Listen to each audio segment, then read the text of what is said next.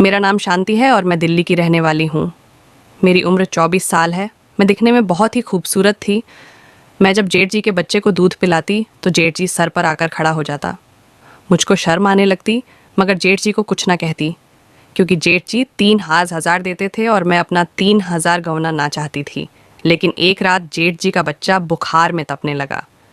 जेठ जी ने दवाई दी और कहने लगे, आज रात में उनके कमरे में रुक जाऊं। मैं मान गई, मगर उस रात मेरे होश उड़ गए जब जेठ जी मेरे करीब आए और कहने लगे कि उनका भी दूध पीने को मन कर रहा है, जिसे सुनकर मेरे जज्बात उठने लगे थे। मेरा जेठ तो पति के मुकाबले काफ़ी तंदुरुस्त था। जेठ को देखकर मैं अपने आप पर काबू न पा सकी और फिर जेठ जी ने बच्चों के साथ साथ ही मेरे पति की तनख्वाह बहुत ज़्यादा कम थी। बड़ी मुश्किल से ही घर का गुजारा हो पाता था। फिर उस पर मेरा छोटा सा चांद महीने का बच्चा, मैं उसे छोड़कर घर के कामकाज के लिए नहीं जा सकती थी, ना ही कहीं नौकरी कर सकती थी। एक बार जेठ जी ने मुझे एक ऐसी बात कही जिसे सुनकर मैं सोच में पड़ गई थी, लेकिन मुझे लगा कि शायद मेरा पति मुझे इस बात की इजाज़त न दे। वह काम ही कुछ ऐसा था। वह कहने लगा कि इसके कोई जानने वाले हैं क्या? उन्हें ऐसी औरत की ज़रूरत है जो उनके बच्चे के लिए माँ बन सके। जेठ जी की बात सुनकर मैं चुप सी हो गई थी। वह कहने लगे, वह बहुत अमीर है और उसे अपने बेटे से बहुत मोहब्बत है। उसके खातिर तो वह औरत को बहुत अच्छी कीमत देगा। मैंने कहा कि जेठ दी, मुझे इस बारे में नहीं पता, लेकिन मैं किसी से पूछकर आपको ज़रूर बताऊंगी। बात हो जाने के बाद मैं मन में सोचने लगी कि जेठ जी के पास इतना पैसा है और एक मेरे पति के पास इतनी कमाई भी नहीं कि घर का खर्चा चलाया जाए। जेठ जी की पत्नी भी इतनी खूबसूरत थी, उसे घर का कोई भी कामकाज नहीं करना पड़ता था। खैर, मैंने सोचा कि मुझे इन सब से लेना देना क्या है। मैं यह बात जाकर अपनी पड़ोसन से कहीं तो पड़ोसन मुझे कहने लगी, तेरे सेठ जी को किसी और की ज़रूरत क्यों है? तू ही उसके घर में उसके बच्चे को संभाल ले तो तुझे अच्छे खासे पैसे भी मिल जाएंगे। और वैसे भी बात तो ये घर की है ना। पड़ोसन की बात सुनकर मैं कहने लगी कि अरे पागल, वह मेरा जेठ है। ये सब अच्छा भी नहीं लगता, क्योंकि हम लोग रिश्ते में हैं। मेरी बात सुनकर पड़ोसन कहने लगी कि अरे रिश्तेदार, रिश्तेदार का काम नहीं आएंगे तो फिर किसके काम आएंगे? और वह तो तेरे पति का सगा भाई है, उसका काम भी हो जाएगा और तेरी ज़रूरत भी हो जाएगी। मैं मन ही मन सोचने लगी और फिर मैंने कहा कि इस बारे में देखते हैं। पता नहीं मेरे पति को यह बात पता चलेगी तो वह क्या कहेंगे। बाद में ख़त्म करके मैं फिर अपने घर वापस आ गई। घर आई तो वहीं घिसी पिटी ज़िंदगी, सूखी रोटी और खाने को लाले पड़ते थे। मैं अपने बच्चों के लिए भी अच्छी परवरिश नहीं कर पाती थी। मेरे जो जेठ जी थे वह विदेश में जाकर खूब कमाई करके हिंदुस्तान वापस आए और यहाँ पर उन्होंने अपना खुद का बिजनेस शुरू कर दिया। पर एक मेरे पति थे जो पूरे निठल्ले थे। दिन भर खा पी कर अपनी ज़िंदगी पूरी करते थे। सास के गुजर जाने के बाद मेरे पति को ऐसे नशे की लत लगी कि उन्होंने अपनी पूरी ज़िंदगी ही खराब कर ली। मैंने कई बार उन्हें समझाने की कोशिश की, लेकिन वह उल्टा मुझ पर ही हाथ उठाने लगता। मैं भी अब ऐसी बेकार ज़िंदगी में अपनी ज़िंदगी गुजार रही हूँ। मेरा बेटा बहुत ही छोटा था, इसी वजह से मैं कहीं नौकरी भी नहीं कर सकती थी। अब घर जाकर मैं मन ही मन सोचने लगी कि मुझे जेठ जी को बता देना चाहिए कि मैं उनके बेटे की परवरिश करने के लिए तैयार हूँ। शायद वह मेरी वजह से ना कर दे, लेकिन मैं एक बार बात करके देखती हूँ। उन्हें कहूँगी कि मेरी हालत बहुत ख़राब है और मुझे उनके बेटे की परवरिश करके थोड़े थोड़े पैसे भी मिल जाएंगे। उससे मैं अपना घर का गुजारा कर लूँगी। और वैसे भी जेठ जी को हमारे हालातों के बारे में अच्छे तरीके से पता भी था। मेरा बच्चा बहुत कमज़ोर था और औलाद के खातिर मैं यह कदम उठाने के लिए भी तैयार थी। हालांकि किसी दूसरे बच्चे को गोद में भरना और अपने ही बच्चों के साथ उसे शामिल करना आसान तो नहीं होता, लेकिन अपने बच्चों के खातिर मैं यह सब करने के लिए तैयार थी। मुझे भी अपनी पड़ोसन की बात ठीक ही लग रही थी। मैं सोचने लगी कि मैं सबसे पहले अपने जेठ जी से बात करूंगी और वह मुझे अपने बेटे की परवरिश के लिए रख लेंगे। तो मैं उनसे फिर तनख्वाह भी पूछूंगी। अगर उन्होंने मुझे तनख्वाह कम बताई तो मैं उनके बेटे की परवरिश नहीं करूंगी, क्योंकि मेरा भी बेटा छोटा था और उसकी परवरिश के लिए भी मुझे उनका वक्त देना पड़ता था। आज की तारीख में महंगाई इतनी बढ़ गई है, थोड़े से पैसे में गुजारा कर पाना बड़ा ही मुश्किल होता है। मैं भी मन में बैठकर यही बातें सोच रही थी कि तभी मेरा पति घर के अंदर दाखिल हुआ। आज उसका मूड भी ठीक था। मैंने सोचा चलो इसी बहाने से इनसे बात भी कर लेती हूँ। मैं पानी देने की बहाने उनसे बातें करने लगी, पर मुझे कहने लगे कि क्या बात है, आज तक तो कभी तुमने एक गिलास पानी तक ना दिया, आज क्या ज़रूरत पड़ गई। मैंने कहा मैं सोच रही थी कि मैं जेठ जी के यहाँ काम कर लेती हूँ। यह बात सुनकर वह मुझे बड़ी अजीब नज़रों से देखने लगे। इसके आगे मेरे से कह पाना बड़ा ही मुश्किल था। मेरे माथे से पसीने छूटने लगे थे, कहीं मेरा पति मुझे ही छांटा ना मार दे। फिर मैंने हिम्मत करके उनसे कहा कि जेठ जी कुछ दिनों पहले मुझे कह रहे थे कि उन्हें अपने बेटे की परवरिश के लिए किसी औरत की ज़रूरत है। मैं सोच रही थी अगर मैं ही उनके बेटे की परवरिश कर लूं तो इसके बदले मुझे अच्छी तनख्वाह भी मिल जाएगी और हमारा घर का गुजारा भी हो जाएगा। जब मैं पूरी बात कही तभी मेरे पति के हाथ से पानी का गिलास नीचे गिर गया और वह कहने लगा कि तुम्हें कोई ज़रूरत नहीं है मेरे भाई के घर पर जाने की। मैंने कहा लेकिन तुम्हारी तो इतनी तनख्वाह भी नहीं है, तुम जो कमाते हो वह सारा का सारा अपने नशे में उड़ा देते हो, तो मेरे बच्चों का क्या होगा। मैंने कहा कि अगर वह मुझे अच्छी खासी तनख्वाह देंगे तभी मैं काम करूंगी, नहीं तो मैं इनकार करके चली आ जाऊंगी। मेरे पति बार बार मुझे इनकार ही कर रहे थे, लेकिन मैं बार बार उन्हें मनाने की पूरी कोशिश कर रही थी। जब मेरे पति ना माने तो मैं उनसे कहने लगी तो फिर तुम ही कल से मुझे 500 रुपये दिन का दोगे, अगर नहीं दिया तो तुम घर पर मत आना, बाहर ही कहीं पड़े रहना। यह सुनते ही पति कहने लगा कि यह कौन सी बात हुई। मैंने कहा ऐसी ही बात है, यहाँ पर मैं अपना खाना पीना नहीं देख पा रही, जिसकी वजह से मैं कमज़ोर होती जा रही हूँ, तो मैं अपने बच्चों का कैसे तंदुरुस्त करूँगी, उसे भी पोषण की ज़रूरत होती है। फिर मेरा पति कुछ देर चुप रहा और फिर कहने लगा कि तुम जैसा ठीक समझो तुम वैसा करो, अगर तनख्वाह कम हुई तो तुम्हें काम करने की कोई ज़रूरत नहीं है। मैंने कहा कि ठीक है, मैं कल ही उनसे बात करूँगी। अब मैं मन में अंदर बहुत खुश थी। अगर हमारे घर के हालात ठीक हो जाएं तो कितना अच्छा होगा। यही सोचते सोचते दूसरा दिन शुरू हो गया था, तो मैं घर का कामकाज करके तुरंत अपने बच्चों को लेकर अपनी जेठ जी के घर चली गई।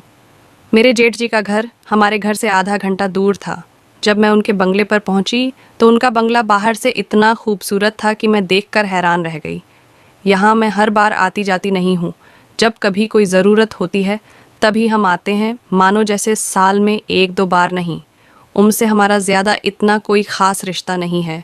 जब मैं घर के अंदर दाखिल हुई तो जेठानी जी फ़ोन पर बातें कर रही थीं, तो दूसरी साइड उनका बच्चा ज़ोरों से रो रहा था। जेठ जी ऊपर सीढ़ियों से नीचे उतर कर आ रहे थे और मुझे देखकर कहने लगे, पार्वती तुम यहाँ पर? मैंने कहा हाँ जेठ जी, मुझे आपसे कुछ ज़रूरी बात करनी है। तभी जेठ जी मुझे अपने साथ अपने कमरे में ले गए। उनका कमरा देखकर मैं तो पूरा चौंक गई थी। उनका कमरा देखने में काफ़ी खूबसूरत लग रहा था।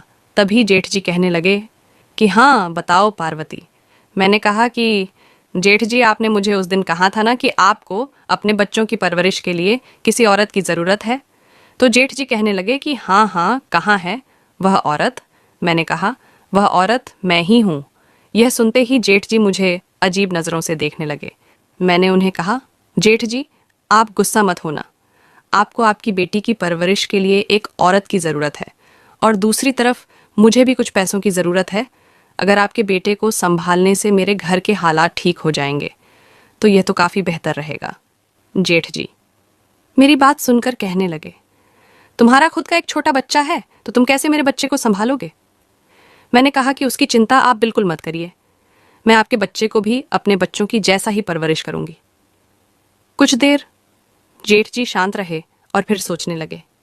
फिर मुझे कहने लगे, अच्छा ठीक है। ये बात सुनकर मैंने कहा कि जेठ जी तो फिर आप मुझे कितनी तनख्वाह देंगे। जेठ जी मुझे कहने लगे, मैं तुम्हें महीने का 3,000 दूंगा। इतनी बड़ी रकम सुनकर मेरी आंखें तो फटी रह गई। मैंने कहा कि क्या। जेठ जी कहने लगे कि क्या तुम्हें यह रकम थोड़ी लग रही है। मैंने कहा कि नहीं। फिर मैं चुप हो गई। जेठ जी मुझे कहने लगे कि तुम आज शाम से ही बच्चों की परवरिश करने के लिए घर पर आ जाना। यह सुनकर मैं खुशी से वहाँ पर अपने घर वापस आ गई और मैं घर आकर अपने पति को यह बात बताई। मेरे पति भी यह बात सुनकर चौंक गए थे और वह कहने लगे कि एक मेरा भाई है जो इतना पैसा कमाता है और एक मैं हूँ जो कि नशे की लत की वजह से आज अपने बच्चों को अच्छी खुराक भी नहीं दे पा रहा। ये सुनते ही मैंने कहा कि आप चिंता मत करें, हमारे घर के हालात जल्द ही ठीक हो जाएंगे। अब मैं दिन भर का काम जल्दी जल्दी करने लगी ताकि शाम को उनके बच्चे की परवरिश करने के लिए जा सकूं। घर का काम करने के बाद मैं अपनी जेठ जी के घर के लिए रवाना हो गई थी। मैंने अपने साथ में अपने बच्चों को गोद में उठाया हुआ था। जब मैं उनके बंगले में दाखिल हुई तो जेठानी की मुझे नाक चढ़ाते हुए कहने लगी कि पता नहीं मेरे पतिदेव को आखिर क्या हुआ है। वह बच्चे की खातिर किसी भी गरीब औरत को घर में बुला लेते हैं। मुझे जेठानी जी की है बात बड़ी ही खराब लगी थी। मानती हूँ मैं गरीब हूँ, लेकिन रिश्ते में मैं उनकी देवरानी लगती हूँ। वह कम से कम इस रिश्ते का तो लिहाज कर लेती। लेकिन मैं ज़्यादा बहस ना की और फिर मुझे जेठ जी की आवाज़ आई और वह मुझे अपने साथ अपने कमरे में ले गए। कमरे में जाते ही जेठ जी मुझे कहने लगे कि देखो, मेरे बच्चे की तबीयत बहुत ही ख़राब रहती है। मेरी पत्नी ज़्यादातर अपने बच्चों पर ज़्यादा ध्यान नहीं दे पाती और वह ज़्यादातर किटी पार्टी में बिज़ी रहती है, जिसकी वजह से वह अपने बच्चों पर ध्यान नहीं देती। मैं तुम पर विश्वास रख सकता हूँ क्योंकि तुम मेरे भाई की पत्नी हो, लेकिन तुम यह बात याद रखना, यह ना हो कि तुम यहाँ अपने बच्चों पर ज़्यादा ध्यान देने लगो, क्योंकि तुम्हारा बच्चा भी छोटा है और उसे भी माँ की ज़रूरत है। ये बात सुनते ही मैं कहने लगी कि जेठ जी, आप बिल्कुल भी चिंता मत करें, मैं आपके बच्चे में कोई फ़र्क नहीं देखूंगी। उसे माँ की ममता जैसा ही प्यार दूंगी। मैं एक नौकरानी के साथ एक कमरे में चली गई। वह कमरा इस बच्चे के लिए ही बना था। वह बच्चा रोए जा रहा था। शायद बहुत भूख की वजह से मैंने उसे अपने गले लगाया और उसे चुप करवाया। कुछ ही देर में वह सो चुका था, लेकिन उस बच्चों को मेरी गोद में देखकर मेरा बेटा बड़े गौर से मुझे देख रहा था। मैं अपने बच्चों के हक में किसी और को भी शामिल कर चुकी थी। मेरा बेटा बार बार मेरी तरफ लपक कर गोद में आने की कोशिश कर रहा था, लेकिन उस वक्त जेठ जी का बेटा मेरी गोद में था और मैं ही उसे सुलाने की कोशिश कर रही थी। मैंने अपने बेटे के चेहरे पर एक अजीब सी बेचैनी देखी थी। कुछ ही देर में जेठ जी का बेटा सो चुका था, लेकिन मेरा बेटा जब भी मेरी तरफ लपकता, मैं मजबूरन उसे खुद से पीछे हटाने की कोशिश करती। मुझे लग रहा था कि जैसे मेरा बेटा भी रोने वाला है, इसीलिए मैंने उसे बच्चों के खिलौने अपने बेटे के आसपास रख दिए। मेरा बेटा खिलौने से बहक सा गया था। मैंने उस बच्चों को सुलाया और बेड पर लिटा दिया। कमरे में एसी भी ऑन था और फिर अब मेरे अपने बच्चों को भी भूख लग रही थी। कुछ उसका भी सोने का वक्त था। मैंने अपने बेटे को भी सुला लिया, लेकिन सोच रही थी कि उसे कहाँ सुलाऊं। बैठ तो जेठ जी के बेटे का था। मैंने अपने बेटे को ज़मीन पर ही लेटा दिया और ख़ुद भी उसके बराबर में बैठकर अभी कुछ ही देर हुई थी। मुझे वहाँ पर बैठे हुए कि कमरे का दरवाज़ा खुला और एक नौकरानी कमरे में दाखिल हुई। उसके हाथ में दूध का गिलास था। वह उसने मुझे थमा दिया। मैं उसे हैरत से देखने लगी। कहने लगी, मालिक कह रहे हैं उसे तुम पियो और कुछ देर बाद मैं तुम्हें फल भी ला कर दूंगी। वह भी सारे के सारे तुम्हें खाने पड़ेंगे। यह सुनकर तो मुझे हैरत हुई। मैंने कहा, मैं ये सब कैसे खाऊंगी? और नौकरानी कहने लगी, मलिक का हुक्म है, वह कह रहे थे कि आप अच्छा खाएंगे, अच्छा पिएगे, तभी उनका बेटा भी सेहतमंद रहेगा। यह सुनकर मैं दूध का गिलास पी लिया। पूरे 1 साल बाद मेरे दूध का गिलास पिया था, वरना तो रोज़ बस 2 घूंट दूध 1 कप चाय में डालकर पतली सी चाय पीने को मिलती थी। साथ साथ न जाने क्यों मेरी आंखों से आंसू बह रहे थे। वक्त भी इंसान को कैसे कैसे कारनामे दिखा देता है। कहाँ कि मैं एक रोटी को तरसती थी और यहाँ मेरे सामने दुनिया भर का सामान रखा रहता है। सिर्फ इस जेठ जी के बच्चे की वजह से 4-5 दिन में ही मेरी सेहत में काफ़ी फ़र्क आना शुरू हुआ था। लेकिन एक चीज़ जो मैंने महसूस की थी वह यह थी कि जब भी जेठ जी के बेटे को कमरे में लेकर आती, कुछ देर बाद ही जेठ जी किसी न किसी बहाने से कमरे में आ जाता। मुझे बड़ी अजीब सी नज़रों से देखता। मुझे उलझन सी महसूस होती। मैं फ़ौरन से बच्चे को गोद से उतार देती हूँ। वह मुझे अपने बेटे के बारे में पूछने लगता। मुझे अपने जेठ जी की हरकत बहुत बुरी सी लगती थी कि वह क्यों कमरे में बिना इजाज़त चले आते हैं। जब 4-5 दिन यही सिलसिला जारी रहा तो फिर मैंने एक दिन कह दिया कि देखो, मुझे यूँ अच्छा नहीं लगता, बार बार कमरे में क्यों आते हैं। मेरी बात पर उसके माथे पर बल पड़ने लगे। कहने लगा, सच्ची बात बताऊँ आपका?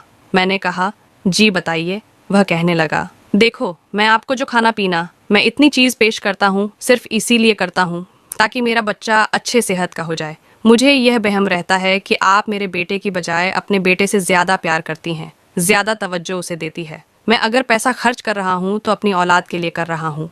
ये सुनकर तो मेरा दिमाग घूम कर रह गया था। क्या समझता था वह मुझे? क्या मैं कोई बेईमान हूँ? उसकी फिक्र मैं अपने बच्चों को सेहतमंद करूँगी और उसके बेटे को पूछूंगी भी नहीं या उसको भूखा रखूंगी। मैंने कहा, जेठ जी, मैं गरीब औरत ज़रूर हूँ, लेकिन मैं भी गलत नहीं हूँ। मुझे नमक की वफ़ा करने अच्छे से आती है। अगर आपको ऐसा ही शक है तो ठीक है, आप किसी और को काम पर रख सकते हैं। ये कहने के बाद मैंने अपना बच्चा गोद में उठाया और बाहर जाने लगी।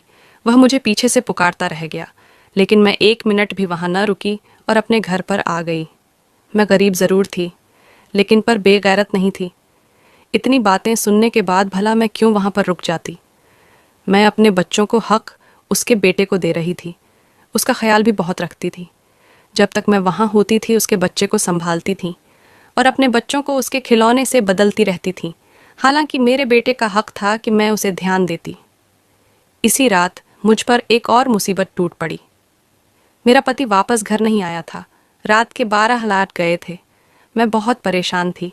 जब मुझे फ़ोन आया और किसी ने मुझे यह बात बताई कि मेरे पति का दिल का अटैक आया है, ये सुना था कि मैं अस्पताल पहुंची। मेरे पति की मौत हो चुकी थी, जो मुझे डॉक्टर ने आकर बताया कि मेरा पति अब इस दुनिया में नहीं रहा, तो मैं बेहोश होकर गिर चुकी थी। मैं अभी अपने कुछ महीने के बच्चे को देखी तो कभी अपने पति के मुर्दा शरीर को मैं फूट फूट कर रोने लगी। कुछ समझ नहीं आ रहा था कि क्या करूं। हमारे घर में लोगों की भीड़ थी। सुबह ही मेरे पति का अंतिम संस्कार हो गया। वह रात यूं और रोते रोते ही गुजर चुकी थी, जबकि मेरे बेटे को खबर भी न थी कि उसके बाप का देहांत हो चुका है। जो भी मुझे और मेरे बच्चे को देखा, यही कहता कि तुम जवान हो और ये मासूम बच्चा आगे की जिंदगी कैसे काटोगे। तुम्हारा पति तो तुम्हें इस जवानी में ही इस दुनिया में छोड़कर चला गया। लोगों के अल्फाज मुझे परेशान कर रहे थे। मैं शौक से बैठी थी जब अगले दिन घर के दरवाजे के बाहर एक गाड़ी आकर रुकी। गली के बच्चे इस गाड़ी के साथ भागते भागते आए थे। हर कोई आंखें फाड़कर उस बड़ी गाड़ी को देख रहा था। फिर हमारे छोटे से मोहल्ले में ये बड़ी गाड़ी कहाँ से आ गई थी? तभी हमारे घर का दरवाज़ा खुला और जेठ जी को देखने लगी। जेठ जी सबको नज़रअंदाज करते हुए मेरे पास आए। हालात से, नज़ाकत से उन्हें अंदाज़ा हो चुका था। उन्हें यह भी खबर मिली कि उनके भाई की कल रात मौत हो चुकी थी। वह मुझे हमदर्दी करने लगे। मैं फूट फूट कर रोने लगी थी। जेठ जी कहने लगे कि तुम फ़िक्र मत करो। दरअसल मैं तुम्हें यहाँ ही बताने आया था कि मेरे बेटे की तबीयत बहुत ही ख़राब है। वह तो अब नौकरानी के पास भी चैन से नहीं रहता, बस रोता ही रहता है। तुम्हारी गोद की उसे आदत हो चुकी है। यही कहना था कि तुम वापस आ जाओ। मैं अपनी गलती पर शर्मिंदा हूँ, बस अपने बच्चों के वह लेकर थोड़ा सा परेशान था, क्योंकि जिस बच्चे की सगी माँ उसकी सगी नहीं, तो भला मैं उसकी मुंह बोली माँ पर एकदम से कैसे यकीन कर सकता था। जेठ जी भी अपनी जगह ठीक ही थे। उन्होंने मेरे हाथ पर कुछ पैसे रखे और फिर वहाँ से चले गए। मेरे पति की तो मौत हो चुकी थी, मगर घर का राशन भी ख़त्म होने को था। वही मुझे कई बार नौकरानी का फ़ोन आ चुका था कि जेठ जी का बेटा बड़ा ही बीमार है, सिर्फ मेरी ही गोद में उसे सुकून मिल रहा है। मुझे इस बच्चे की भी फिक्र थी। आखिर में एक माँ थी। मेरी गोद में भी मासूम बच्चा था। भला मैं दूसरे बच्चे की कैसे ना फिक्र कर सकती। इसी रोज़ मैं जेठ जी को फ़ोन किया तो उन्होंने गाड़ी भिजवा दी, जिसमें बैठकर मैं जेठ जी के घर पहुंची थी। मेरी हालत काफ़ी ख़राब थी, मगर उसके बावजूद मैं जैसे ही जेठ जी के बच्चे को उठाया तो वह फ़ौरन खामोश हो गया और मेरे साथ खेलने लगा। उसे तो जैसे मेरी आदत सी हो चुकी थी, हर वक्त मेरे पास ही रहता। यह देखकर जेठ जी बहुत खुश हुए और फिर एक दिन मेरे पास आकर कहने लगे कि तुम अगर ठीक समझो तो यही रह लो, मैं तुम्हारे लिए क्वार्टर खाली करवा दूंगा। वैसे भी तुम्हारे इस दुनिया में कोई नहीं रहा तो बेहतर है कि अकेले रहने से तुम यहीं रह लिया करो। जेठ जी की बात मुझे बुरी भी नहीं लग रही थी। अब तो जेठ जी का रवैया मेरे बेटे के साथ ठीक रहने लगा था। वह उसका बहुत ख्याल रखा करते थे। जो भी चीज़ अपने बेटे के लिए लेते वही मेरे बेटे के लिए भी लेकर आते, जबकि जेठानी जी का तो कुछ अता पता ही नहीं था। वह कब आ रही है, कब जा रही है, जेठ जी को भी खबर ना होती। हर वक्त उनकी शॉपिंग और दोस्तों के साथ पार्टी ही होती। कई बार तो वह दूसरे मुल्क अकेली अपने दोस्तों से मिलने के लिए भी चली जाती थी। उन्हें इस बात की ज़रा भी परवाह न थी कि उनका बच्चा किस हालत में है। मैं अपने पति को याद करके काफ़ी उदास रहने लगी थी, रोती रहती थी। मेरा बेटा भी अपने बाप को याद करके रोता रहता। अक्सर एक दिन जेठ जी के बेटे की तबीयत खराबी रहती। मैं क्वार्टर जाने लगी। जेठ जी बोले, आज तुम यहीं रुक जाओ। मेरे बेटे के कमरे में सो जाना। मेरे बेटे की तबीयत खराब है और वह सिर्फ तुम्हारे पास ही पल सकता है। मजबूरी मुझे वहीं रुकना पड़ता। आधी रात को मैं जेठ जी का बेटा भूख की शिद्दत से जागा तो मैं उसे दूध पिलाने लगी, मगर तभी जेठ जी कमरे में चले आए। मैं अपने ही ध्यान में बैठी थी। जब कदमों की आहट सुनी तो घबरा कर उठी। बेटे को खुद से दूर करने लगी। वह सो चुका था और उसकी तबीयत भी कुछ ठीक थी। मेरी हड़बड़ा देखा जेठ जी मेरे सामने कुर्सी खींचकर बैठकर और फिर जो बोले वह सुनकर मेरे कदमों के नीचे से ज़मीन निकल चुकी थी। जेठ जी कहने लगे कि देखो जो मैं कह रहा हूँ वह ध्यान से सुना। मैं एक ऐसी ही लड़की से शादी करना चाहता था जो न सिर्फ दुनियादारी संभाले बल्कि घर और मेरी होने वाली औलाद को भी संभाले, उसकी अच्छी परवरिश करें। जबकि मैंने जिस औरत से शादी की है उसमें ऐसी कोई भी ख़ास बात मौजूद नहीं है। इसीलिए मैं चाहता हूँ कि जैसे ही तुम्हारी राय हो मैं तुमसे शादी कर लूँ तो मेरे बेटे को अपने बच्चों की तरह ख्याल रखती हो। मेरा बच्चा अभी तुमसे घुल मिल चुका है। मैं चाहता हूँ कि तुम्हें इसकी माँ का दर्जा दे दो। मैं जब जेठ जी की बात सुनी तो मेरा चेहरा लाल हो चुका था और फ़ौरन कहने लगी कि नहीं, मुझे सिर्फ अपने पति से मोहब्बत है। मैं ऐसे कैसे आपसे शादी कर सकती हूँ? अभी तो उनकी रूह को सुकून भी नहीं मिला होगा। मैं फ़ौरन वापस अपने क्वार्टर में चली गई, मगर जेठ जी कहने लगे कि तुम्हें इस फैसले का हक है, तुम जो कहोगे वही करूँगा। जल्दी करो। जेठ जी का व्यवहार मेरे बच्चे के साथ बहुत अच्छा था। इसे तो अमीरों वाले आराम और ऐश मिल रहे थे। मैंने बहुत सोचा। जब अपने बच्चों के भविष्य को देखा तो मजबूरन मुझे जेठ जी का फैसला मानना पड़ा, मगर मुझे जेठानी की तरफ से बड़ी ही बेचैनी थी। जैसे ही मैं जेठ जी से शादी के लिए हाँ की तो जेठ जी फ़ौरन अपनी पहली बीवी को तलाक देती है।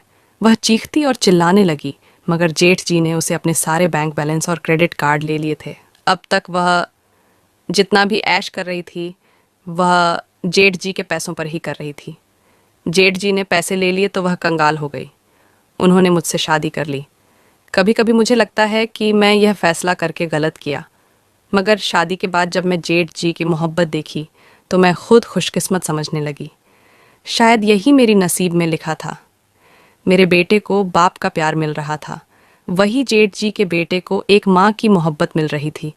मैं अपने ऊपर वाले का शुक्रिया अदा करती हूँ, इसलिए कैसे एक डर से बंद रास्ते खोल दिए थे और मेरी ज़िंदगी खुशियों से भर दी थी। धन्यवाद दोस्तों।